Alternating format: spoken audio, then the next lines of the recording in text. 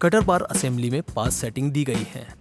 Cutter bar drive pulley setting, reel adjustment setting, tine angle setting, auger setting या conveyor worm setting, cutter blade position adjustment, cutter bar drive pulley setting. Cutter bar drive pulley में 9 inch और 10 inch की double size पुली दी गई है, जिसकी वजह से cutter बार को 9 इंच पे 426 आरपीएम और 10 इंच पे 385 आरपीएम की गति मिलती है। स्टैंडर्ड फिटमेंट 10 इंच की पुली पे दी गई है। कटाई करते समय फसल गीली हो और उसकी वजह से फसल की कटाई ठीक से ना हो रही हो तो कटर बार चोक हो सकता है। इस समस्या को ठीक करने के लिए कटर बार की गति बढ़ाने की जरूरत है। कटर बार ड्राइव पुली के बेल्ट को 10 इंच के पुली से निकाल के 9 इंच के पुली में लगा दें। इससे कटर बार की स्पीड 385 आरपीएम से बढ़कर 426 आरपीएम हो जाएगी और चोकिंग की समस्या ठीक हो जाएगी। गीली फसल की कटाई करते समय 9 इंच के पुली पे बेल्ट लगाएं और सूखी फसल की कटाई करते समय 10 इंच के पुली पे बेल्ट लगाएं। Reel adjustment setting. Reel adjustment में रील की पोजीशन और हाइट चेंज करने के लिए सेटिंग दी गई है, जिसके कारण रील को फॉरवर्ड, बैकवर्ड और अप डाउन पोजीशन में एडजस्ट कर सकते हैं। रील की पोजीशन फसल की ऊंचाई पर निर्भर करती है।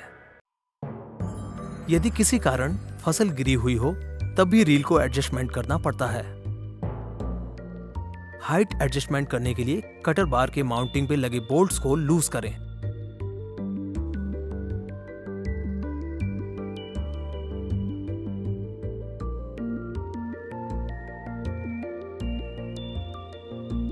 कटर बार पे दिए गए रील हाइट एडजस्टर के बोल्ट को टाइट करने से कटर का रील ऊपर हो जाएगा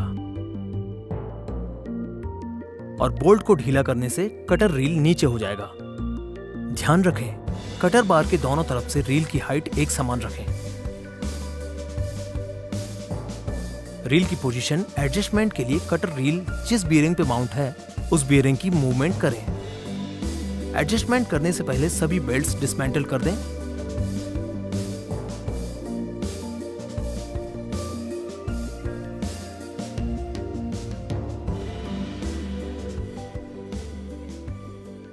कटर बार असेंबली को ऊपर उठाएं। दोनों तरफ से रील को माउंट करने वाले बीयरिंग पे लगे 2 नट बोल्ट्स को खोल दें।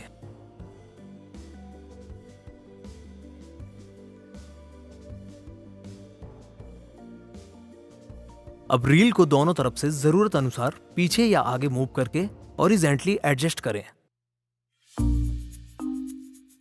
और होल्स के पोजीशन में लाके बोल्ट्स को लगा दें। दोनों तरफ से रील की पोजीशन एक समान एडजस्ट करें। ज्यादा मात्रा में कटर रील को आगे की तरफ ना लाएं, वरना टाइन्स जमीन को छूकर डैमेज हो सकती है। कटर रील के टाइन्स और ब्लेड्स के बीच 1 इंच का अंतर होना जरूरी है ताकि फसल ठीक से कट सके। पोजीशन एडजस्टमेंट के बाद हाइट एडजस्ट करके ब्लेड्स और टाइन के बीच 1 इंच का अंतर बनाए रखें। टाइन एंगल सेटिंग। कटर रील पे लगे टाइन्स का काम फसल को ऑगर तक ले जाना है। टाइन्स फसल को ऑगर की तरफ डायरेक्ट करती है। उसी समय ब्लेड फसल को कट कर देता है और कटी हुई फसल ऑगर में चली जाती है। तो टाइन्स का काम फसल को उठाने से ऑगर तक ले जाने तक इंपॉर्टेंट है। नॉर्मली टाइन्स का एंगल 90 डिग्री में सीधा होता है। यदि किसी कारण फसल गिरी हुई हो तो सीधे टाइन्स से इन्हें उठाना थोड़ा मुश्किल हो जाता है। इस प्रॉब्लम को ठीक करने के लिए टाइन्स के एंगल को चेंज करने की सेटिंग दी गई है।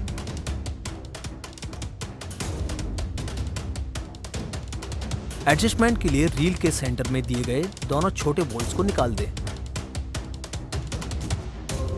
फिर साइड में दिए हुए दोनों बोल्ट्स को ढीला करें। ढीला करने पर सेंटर में दी हुई सपोर्ट प्लेट लूज हो जाएगी। दोनों छोटे नट बोल्ट्स को निकाल दें। फिर जरूरत अनुसार टाइन्स का एंगल एडजस्ट करें।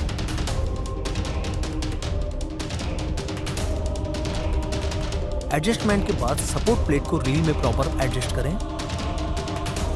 और बीच के दोनों छोटे बोल्ट्स लगा लें।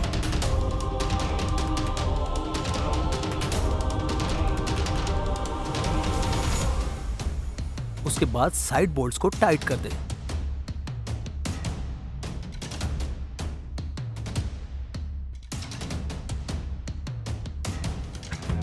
ऑगर सेटिंग या कन्वेयर वर्म सेटिंग। ऑगर यानी कन्वेयर वर्म 177 आरपीएम की स्पीड से घूमता है। ऑगर का काम कटी हुई फसल को फीडर बॉक्स में ले जाना है। ऑगर की पोजीशन और हाइट की सेटिंग कर सकते हैं। ऑगर की पोजीशन कटर ब्लेड और ऑगर बॉक्स के सेंटर में और बेस से 25 mm की हाइट पे होनी चाहिए ताकि कटी हुई फसल ठीक तरह से फीडर बॉक्स तक पहुंच जाए। यदि ऑगर की पोजीशन सेंटर में ना हो तो उसे ठीक करने के लिए ऑगर जिस पे माउंट किया गया है उसके दोनों तरफ स्पेसर्स ऐड करें। इससे ऑगर की पोजीशन सेंटर में आ जाएगी। Cutter blade position adjustment. Cutter blade का काम फसल की कटाई करना है। कटर बार में लगे ब्लेड्स की पोजीशन सेंटर में ना हो तो कटर बार डैमेज हो सकता है। यदि ब्लेड सेंटर पोजीशन से आउट हो तो ब्लेड को सेंटर करना जरूरी है। टाई रॉड को डिस्कनेक्ट करें।